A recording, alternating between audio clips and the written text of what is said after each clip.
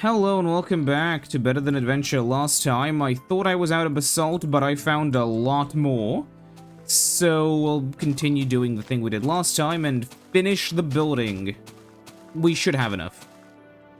Last time I left you in a bit of a cliffhanger. Specifically, I wanted to talk about, just how I figured out Minecraft existed. So, I don't remember exactly when this was. I wish I could have a way to check, but I can't, sadly. But, so I was looking up mining games on YouTube out of sheer curiosity when I was a kid in 2010.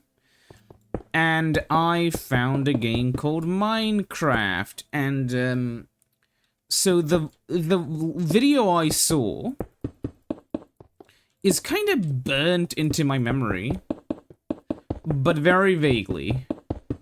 So it was a video where, like, a guy ends up he has, like, this, I think it was, like, a Minecraft alpha, like, winter world, and it's either a small island or, like, a coastline, where he used, like, lava to expand it with stone. You know how, like, when you have lava and water, it expands. I think it may be obsidian, I don't remember. And then he had just, like, a diamond pickaxe and a little, sort of, like, like, a little house made out of stone. Like, a very simple... Not again. House made out of stone, and he just went down it, and he just started mining. And I think that was the whole video of him just using up the entire pickaxe by mining for resources. And, like, that captivated me because, oh my god, you can do so much in this game. You can mine, you can dig, you can do whatever. And then I ended up going on YouTube more, and I found, like, Let's Plays and stuff. Minecraft, specifically, was a big one, etc., etc. And it was really cool. Just kind of seeing this sort of game, because most of the games that I played up until that point were just like, you know, they were kind of... I'd never played any RPGs up until that point. I never had any interest in them back then, because I was a stupid idiot child. And then I just see this game where, like, the entire gameplay is just, you know, do what you want. There's no objective, there's no mission. You just have fun. And that obviously really appealed to me. And it's a truly one-of-a-kind, you know, idea. I mean, games have tried to replace Minecraft, but none of them can just have the same simplicity. Even modern Minecraft struggles to, you know, surpass old Minecraft. Mainly because adding complexity to a game like Minecraft just kind of makes it a little bit eh. I mean, on one hand, I understand why they do it. It's to not make the game stale. But then again, you would have far better luck just by, I don't know, adding more block types, etc., etc., more biomes. You know, not maybe making the game more complex, but making the game more deep. And an issue I have with modern Minecraft is that it's remarkably shallow. And I understand calling Minecraft shallow raises a few eyebrows, because how could you call Minecraft shallow? Well, the modern versions are actually far deeper than, you know, beta, but even so, comparing it to something like Terraria, Minecraft is remarkably shallow. And in a way, that's good. A lot of the fun in old Minecraft was just how, like, it's this gameplay loop where you find, you know, you have an idea of what you want to build, you find a place where to build it, and then you start building it. And basically that's that. That is the gameplay loop. It is extremely addicting because it's a constant block-by-block progress. And I think a part of the issue in modern Minecraft is just that the same resources are kind of available everywhere, but they are also, you know, not available everywhere, in a way. Like, the game tries to hide its resources, you know, in different places, like, oh, you can only get terracotta here, you can only get this other thing there. But it's not enough. Like, you can kind of find all of the resources you need in a few places and be done for the entire game. The lack of mending and stuff in the older versions is just a honestly benefit because it pushes you through the gameplay loop of, you know, hey, nothing lasts forever in terms of tools, so make sure you have, like, not only your tools with you if you're on a big project, but also, like, enough resources to repair the tools once they break, because they will break eventually. And basically, I feel like mending in modern Minecraft takes away from that experience, because you just kind of have the same tools that you need to recharge. I understand, like, there's this sort of person who, whenever you tell, like, hey, this game has a, like, built-in issue that is making the game experience worse, and then they tell you, like, well, you don't have to do it. Which is true. You don't have to play Minecraft either. But, like, there's a valid reason to want something to be better, you know? It's like me saying, hey, this roller coaster ride kills people, and there's someone's like, well, you don't have to use the roller coaster ride. Well, yeah, but that... My issue is that I'm not the only one complaining about the ride. It's not a me problem, it's a ride problem. I guess the biggest issue is that people aren't convinced anymore that Mojang cares. And to some degree, I mean, Mojang is just a company. And I'm pretty sure that, like, the people who work in Minecraft, like, the actual programmers are... I mean, like, in every single company, like, trying their fucking best. But from my understanding, Mojang has so much stupid bureaucracy that you really can't get anything done. Like, you could come in wanting to fix everything, and you'll end up doing mostly nothing, and because Mojang is just, you know, like, oh yeah, we can't do that. You want to add some complex, cool thing to PC that is completely optional? Well, the iPad players are gonna have a hard time, because remember, we have to make sure that everybody can play Minecraft. Which means the iPad kids have priority over people who've, you know, played the game for a while, even if the iPad kids will not engage with the mechanic that we put in. Also, the fact that players don't have to engage with your mechanics means that you can kind of put them in half-baked, and a lot of them won't notice. Like, the warden fucking sucks, but because the average Minecrafter, like, is a child, they're never gonna fight the warden. Hell, I've never actually tried to fight the warden in... It's the entire point of the warden is for me to avoid him. And you know what, Mojang? You did a pretty good job. I've avoided him like the plague. I hate the fucking thing. It is genuinely the worst implemented Minecraft mob that I've seen in a while. I haven't tried playing with the Weeping Angel fucker that they added recently. I genuinely haven't bothered. I don't even know what version that is. 1.22? I don't know. I think adding those weirdo cryptid things is kind of interesting, in a way. I think that they could have a lot more work done to them, though. Specifically, like, if there's one thing which I would make, if you want to add, like, a spooky mob, add a mob whose entire purpose is to observe the player. And don't add it in the patch notes. This is something which I would really like in if I ever made a GTA clone, which I have thought of. Like, something like San Andreas wouldn't be that hard to make with modern tools.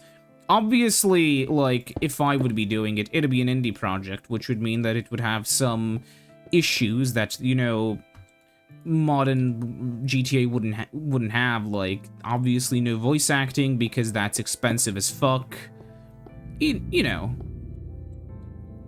But, yeah, like, if you were actually gonna be trying to make a GTA-like game, adding some kind of weirdo fucking cryptids would be a lot of fun.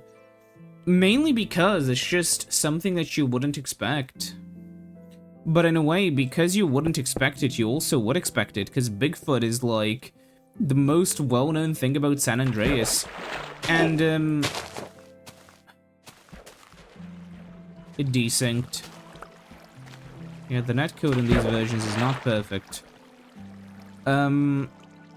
What else? Alright, also, mine... Oh my god! Okay, I'm not going back there. Also, it's just that Minecraft's audience is just kind of very different to, I guess, me. I guess funny Bigfoot story, so I got really into the GTA cryptid stuff around when it was already kinda dead. I'm trying to think of when that was. And it's escaping me. Like 2018 maybe? That sort of time? Because I think I kind of heard about it before that, but then I, around, funnily enough, it was because I was trying to... So back before 2016, 2017, I only had one computer. And it was... Well, I mean, I didn't have one, but, you know... My computer was also the family computer because it's easier to have one fast computer. But at some point in time, when I was like, you know, 2018-ish, we decided that it made more sense for me to just have my own thing.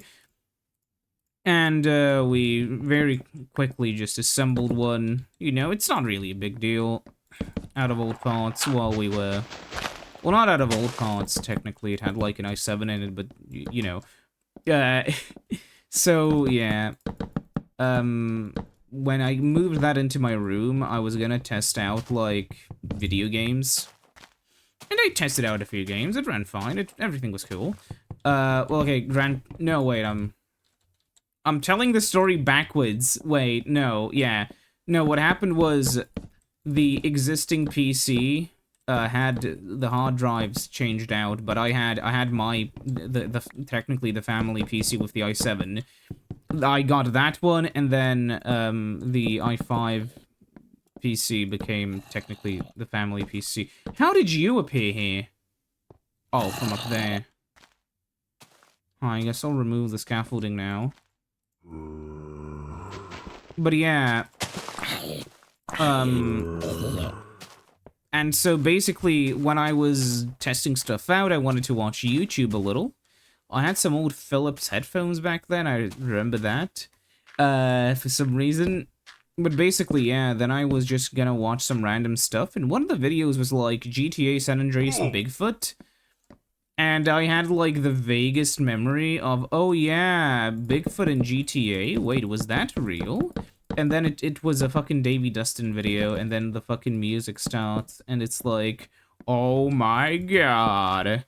I can't do the music. But, like, it was really cool. It reinvigorated my interest into GTA, San Andreas specifically. But, like, it was just something that I don't really see for a lot of modern games. And that kind of, you know... Similarly, it made me feel different than... Because back then, I kind of figured, you know... I don't know how old I was, but, like... I don't want to do the math, I'm lazy, but... I kind of figured, like, no, they didn't put that in, because that David Dustin was, like... the equivalent of, like, a Herobrine debunked channel. So I was like, okay, so these are probably mostly fake, but they were interesting. There were some really cool discoveries on how people thought they were real due to actual in-game bugs. Like an NPC, so like you would park in the woods, you would park a car on the road to go into the woods to search for Bigfoot. But then, because you park your car on the road, NPCs, I think I told the story before, would come out of the car and fight. Because they would run into each other and, like, the game has an algorithm. And then one of them would be spooked and they would run to the nearest, like, pedestrian path. Which was like a trailer park, which would mean they would run across the forest.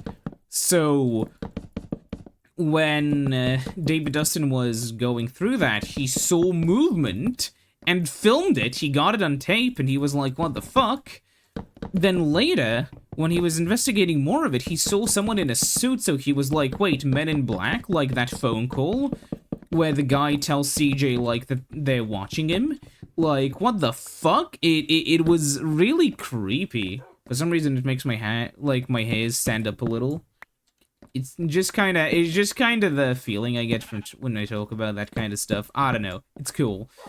But basically, yeah, and then, like, the plot thickens even more, and then we discover the true cause of it, which is the one I literally said just a little bit earlier. But it's so cool, and you don't have that anymore in modern games, because in modern games, it's just really not a thing anymore, sadly.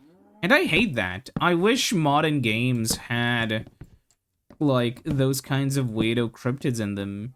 It would make the experience a whole lot cooler. I'll have to move all this stuff. I guess first I'll move the bed up. It just feels so cool, because it's not a... You know what I mean? It's not like, oh yeah, here's Heroin Brian, he's definitely real.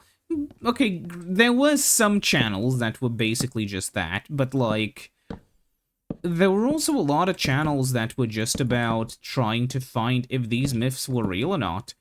Because GTA as a game, kind of, like, San Andreas is not an inherently creepy game, but in a way, it does kind of, some of the stuff in the game does kind of freak you out a little. The game is almost designed with this kind of aura of weirdness, just because the game was kind of advanced and primitive, and there are a lot of weird things which are proven true. Like, the lights in the night sky are actually called UFOs in the game files. You can find them if you're, like, flying around at night. Like, very high up. And, like, that's just in the game. That is just something Rockstar did because they thought it would be a cool ambiance. And because of that, people wonder, like, okay, well, if that exists, and if that's true, what else was added? And so, you know, Bigfoot was one of the first myths, because, you know, obviously, there was also a guy who had, I guess he was very hairy and had a big beard or something, so he was called Bigfoot in the credits. So some players were like, oh my god, guys, this proves it. Which I find really funny. Hey, Mr. Bigfoot from Rockstar, I know you're not watching this, but I hugely respect the guy whose nickname inspired, like, a huge in-game manhunt. Oh, I guess Bigfoot hunt. Primate hunt. What is it? Are Bigfoots primates, if they exist? I mean, they probably... almost definitely don't exist, because at least would find some evidence of them, you know, but you know what I mean. The Squatch. Yeah, remember those old Ralph the Movie Maker videos where he would make fun of those terrible ghost movie, like, not ghost movie, but like ghost hunting shows or whatever the fuck? It was funny. But I kind of also feel bad for the people who were, well, you know, because ghosts aren't real, so, you know, that kind of puts things into perspective. Maybe a little bit. Granted, there are people whose business model depends on ghosts being real, so they will fight you and claim that they are real. However, I guess everyone's entitled to their opinion. Please don't sue me. I mean, hey, Ralph wasn't sued. Yeah, no, it's a meme mostly, but like, I mean, hey, people do get sued for random reasons. Like, there's the whole lawsuit around speedrunning that's been going on recently. Well, not recently, it's been going on for like years, but it's finally going to court now, which I guess we'll see how that one goes. There was this other lawsuit where the completionist, from my understanding, I watched a video about it today. Apparently they were suing some GTA RP server. And apparently it was so bad it didn't even go to trial or something, which... I don't know enough about the law to say, like, if that makes the lawsuit automatically, like, frivolous or whatever. I think that's the term they use, but... what I know is that, to a layman... I don't know, it doesn't look that good.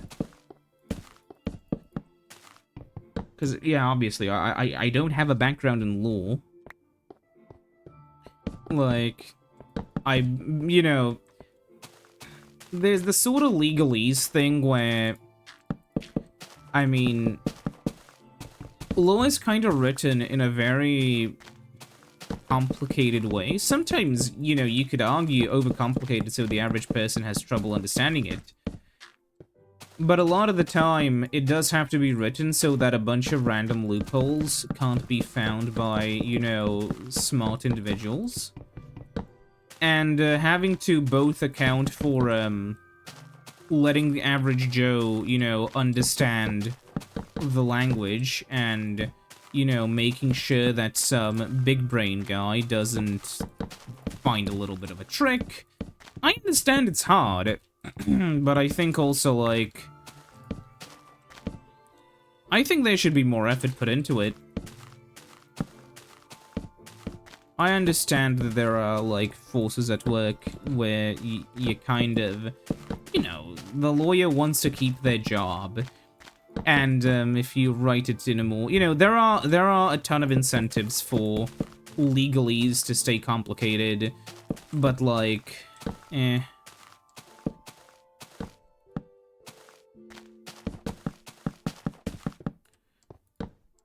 But yeah, back to Bigfoot from GTA.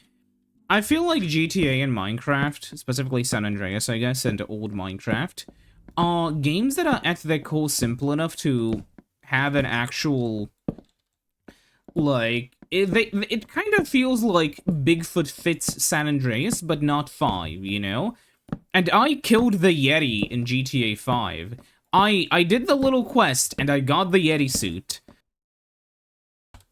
But I feel like finding finding Bigfoot in San Andreas, even if it'd probably be a lot less exciting, like, objectively speaking, you know? Because it'd just be a thing that you would shoot and whatever. I feel like I'd be way more excited than finding the Yeti in 5. Just because finding the Yeti in 5 is just like, I don't know, it doesn't fit the same.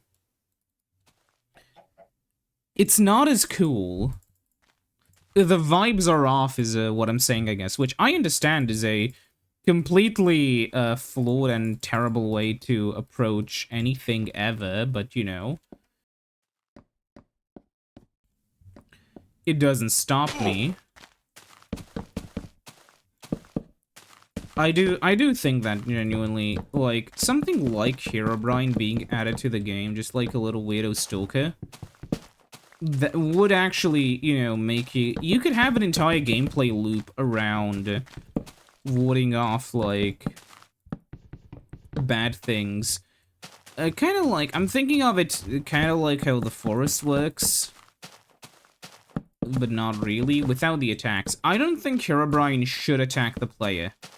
I think that is the biggest fault I see in a lot of artists' depictions of Herobrine. I think that, depicting him as somebody with, like the Along Came Josh, oh my god, guys, he needs help. He needs, you know, he's a real, no. I think that's kind of sucky. I think giving him really any kind of personality. He should just be an entity, you know? Like, just kind of stalking the player. he shouldn't have, like, goals or ideas or ambitions. You know, like, it's not like Entity 303, where he's a hacker who wants to destroy the Minecraft. Oh my god, guys, the source codes were going insane. What are the source codes? I don't know. As somebody who's... It's somebody who does programming. That Entity 303 video was really funny to watch. And if you don't know how programming works, I guess, source codes are basically like... If you would imagine, like, code being something printed on a piece of paper, source code, like, you know, basically what you do is when you write code, you compile it into, a code a computer can understand, either you compile it to machine code directly, or you compile it to, like, bytecode if you're using Java. But basically, all source code is like the original version, which is also why, you know, people say like, oh yeah, it was so hard to remake, you know, the Spyro game because we lost the source code. Because obviously, you can decompile a game and, like, use a mixture of tools and brain power to convert the old, you know, you can decompile stuff and convert the old stuff to, you know, C code or whatever the fuck the original format was. But you can't do that very easily, so you need the source code for most things. It's why Panzer Dragoon Saga will probably never be remade directly from the source code, and if we ever see it again, it'll probably be as a reimagining from Azel's perspective, maybe a sequel with the original one also. I mean, if they just make a Saturn... Honestly, if they just make the Saturn ROMs available on their site, that'd be really cool from Sega.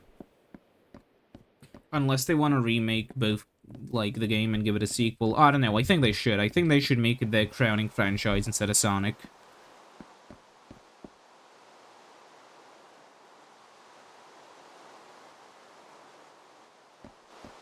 But yeah.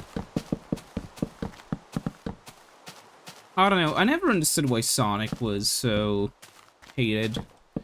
I mean, I understand why Sonic 06 was hated, it's Sonic 06. But in a way, it feels to me like if Mario had his own Mario 06, it would be received a lot differently. Because Mario, in a weird way, unlike Sonic, has this sorta, you know, fanboyish culture around it.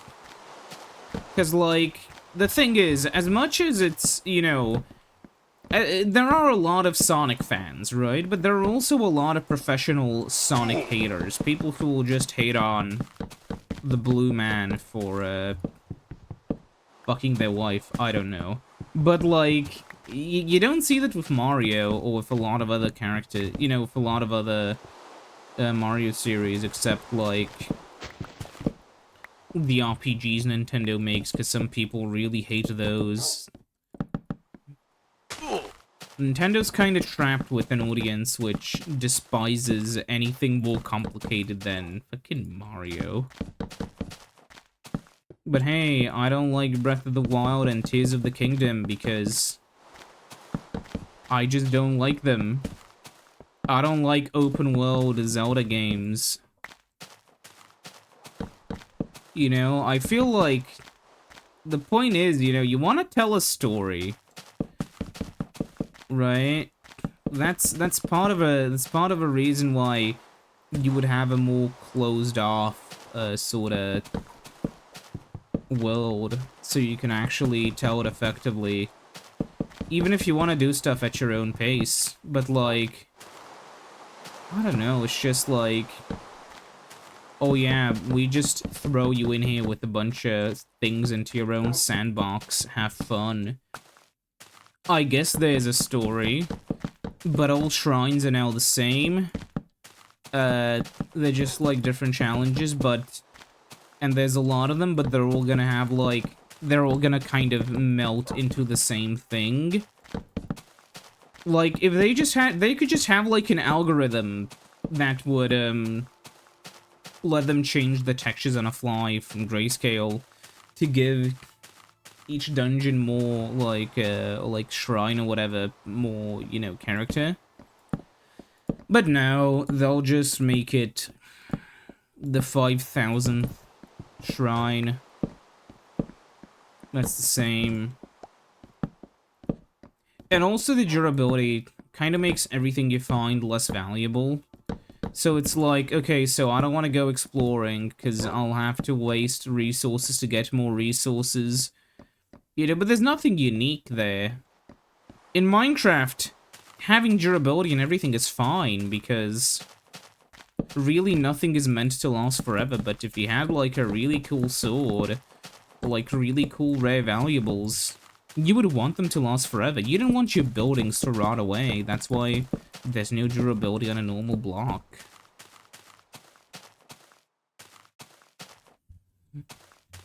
I guess also I can say here that there are a lot of Minecraft but hard mods that really miss the point of Minecraft.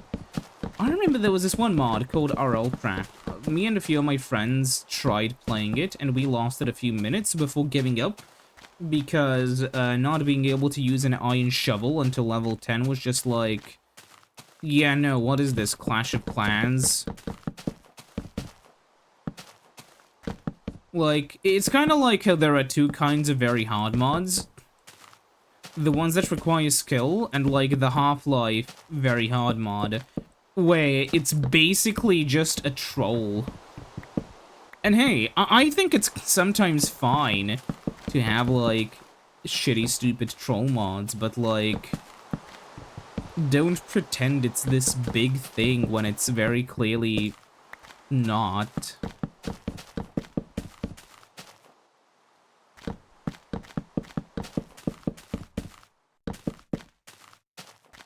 Yeah, I don't know. There are fans of RLCraft somehow. And for those people, I guess they should try playing better mod packs. Because RLCraft is just one of those, like, it's kind of like how I saw a thumbnail for a video where it was like, oh yeah, in this mod it takes you 4 hours to make a crafting table. Okay.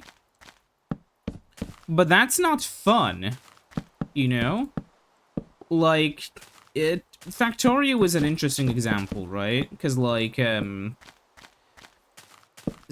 something like Pyanodon or C-Block is kind of, you know, a logistical challenge for you to figure out. It meshes really well with Factorio's original design idea by adding more complexity and pain.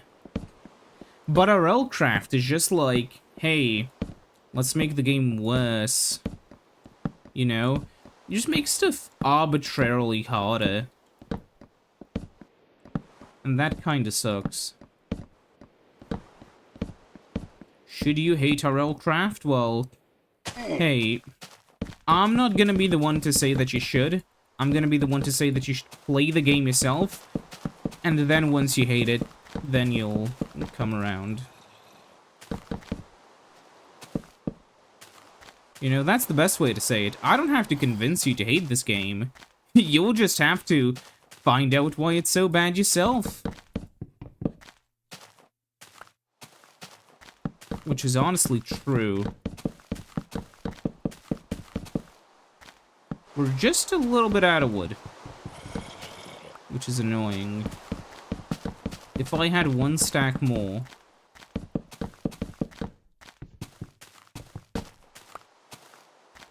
You gotta be shitting me, I did it wrong. Now, I hate this so much. Just doing something the wrong way around and then having to dig it up. That's the worst part.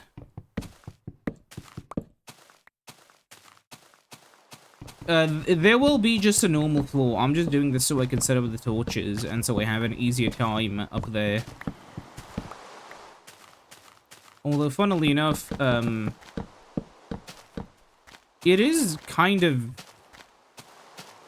Like, the exterior shell is complete.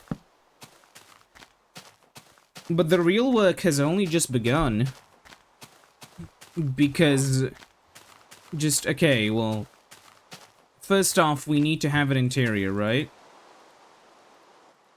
But even once we have one... even once we just finish the floors, which is gonna take a lot of work, then... you have to decorate them. Good luck. Also, I just realized,